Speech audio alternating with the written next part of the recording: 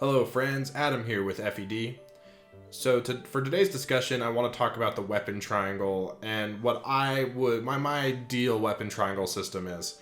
But before we do that, I want to give a shout out to all of you who have subscribed. I'm so grateful for all of you. We've recently passed 9,000 subs and we're getting close to 10,000. So if you aren't subscribed to the channel, I'd really appreciate it. It'd be really fun to hit that 10,000 number here soon. Anyways, weapon triangle. The weapon triangle has been present in the series since Fire Emblem 4, which is Fire Emblem Genealogy of the Holy War, released for the Super Nintendo. Prior to that, it did not exist, it wasn't a thing.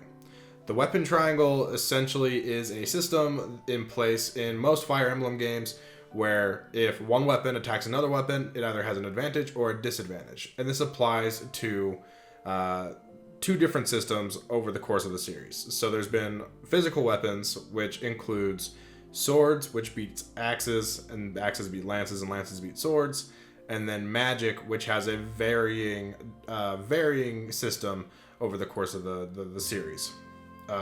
When it originally came out, and I always get this wrong, the three elemental magics, wind, fire, and thunder, interact with each other in a weapon triangle, and then there was light and dark magic that just were above the elemental magics, and were just always better, the anima magics, I guess. And we're always winning in the weapon triangle. And in Genealogy of the Holy War, the weapon triangle was actually a really big deal.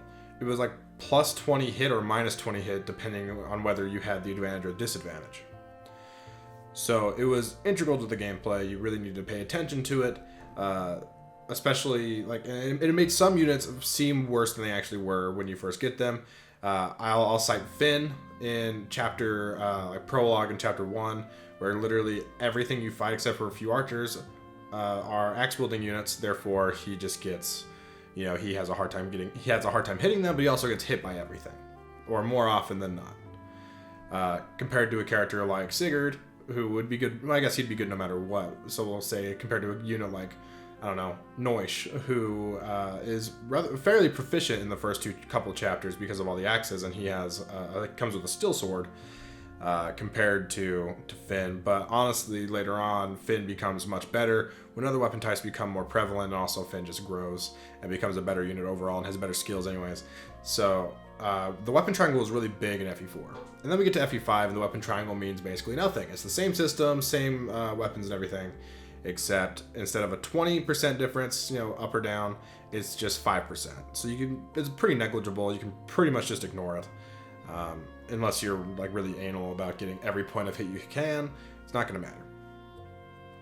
And then we get to the GBA titles, which all handle it differently to a varying degree. It's around 10% hit and avoid bonus or penalty, and then also adds some damage to your attack if you have the advantage. And it's been similar to that pretty much. It's been some varying. To some varying degree, that's what it's been. It's been, since then, it's been some hit around 10% usually, and then some damage depending on maybe +1 damage or +2 damage, or even there's sometimes like in Shadow Dragon and New Mystery, where if you have a higher weapon rank, your bonus from the weapon triangle is even better. So stuff like that. There's varying things like that. And then we get to Fates, which kind of turned it all on its head. And instead of it being a weapon triangle, it became more of a color triangle, kind of what you see in Fire Emblem Heroes, where red beat green, green beat blue, and blue beat red. And there's more than one weapon type assigned to a color. For instance, red was swords and also magic weapons, or tomes, I should say. And green was bows and axes, and then blue was the daggers or shuriken and lances, and they all interact with each other. Rather than it being just the sword, lance, axe trio, they had every weapon be affected by the weapon triangle and become more of a color thing. Then we get to Echoes, wasn't a thing, and finally, Three Houses. Three Houses has the most interesting implementation of the weapon triangle, and it might be the one I like the most. Because it isn't like, and you might be saying, oh, well, it's not in Three Houses, and it isn't in normal or hard mode, but once you get into maddening mode many enemies have breaker skills, and those breaker skills always go with the weapon that they're using. For instance, you'll find mercenaries that often have sword breaker. I mean, not sword breaker, axe breaker, which is when they are using a sword fighting someone with an axe, they get plus 20 hit and plus 20 avoid, which is a pretty substantial buff, right? And what that does is really it puts the tool in the enemy's hands and gives them another advantage, whereas the player doesn't really get the benefit of the weapon triangle unless they get to a point where they have these breaker skills themselves. And generally, I don't mind. I like enemies having power, having things that the player doesn't, and having something that we need to work around, because more often than not in Fire Emblem, the player has all the power. You have units that are just busted, and you can just destroy everything. Low manning is very viable in most games, but Three Houses really kind of turns that on its head with this weapon triangle system, and that's not the only factor going into it, but it is a contributing factor to making the game harder. Okay, so that's what we've seen, and I think that's my favorite implementation of the weapon triangle. Now let's get into like my ideal Fire Emblem with my ideal weapon triangle.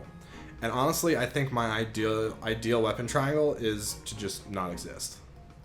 I think you need to just make the game in such a way where the weapons are differentiated enough from each other that you don't need a weapon triangle to incentivize the player to use different weapons. Because that's what I feel like the weapon triangle is really trying to do. It's trying to incentivize you to diversify your army, even though it's to a minimal degree because there's only a few weapon types affected by it. But it feels like a really lazy way to do it. I'd rather see the next Fire Emblem game make it so all the weapons are extremely unique, the different weapon types. Like, make swords, lances, and axes all behave very differently. Even like, could do something. I don't know if I like this idea in particular, but you could do something crazy, like make it so axes they can't double, but they are insanely strong. Make it so lances can attack from, like, every lance can attack from an extra space away because they're long or like stabby or whatever.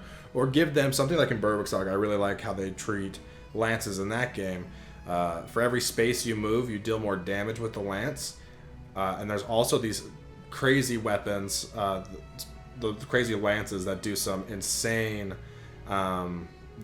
damage, and they can't be counterattacked, but they also can't double. There's like some unique things like that. And swords could just be your bread and butter, really accurate, and just really accurate stuff that can double attack and all that.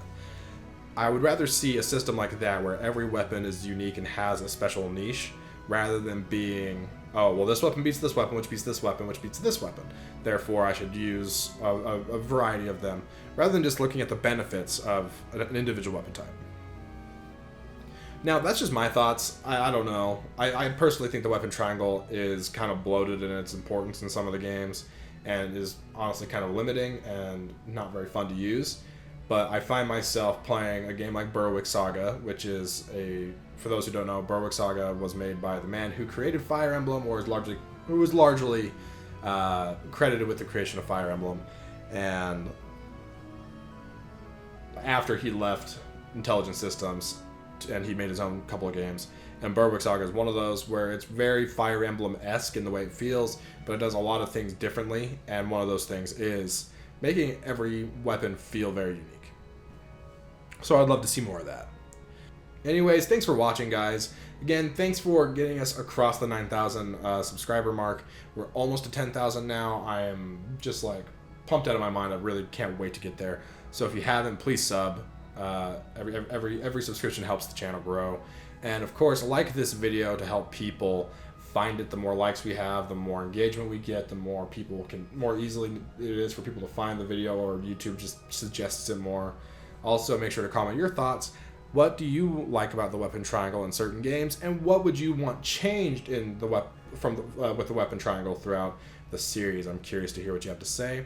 And yeah, we'll end it there. Bye, guys.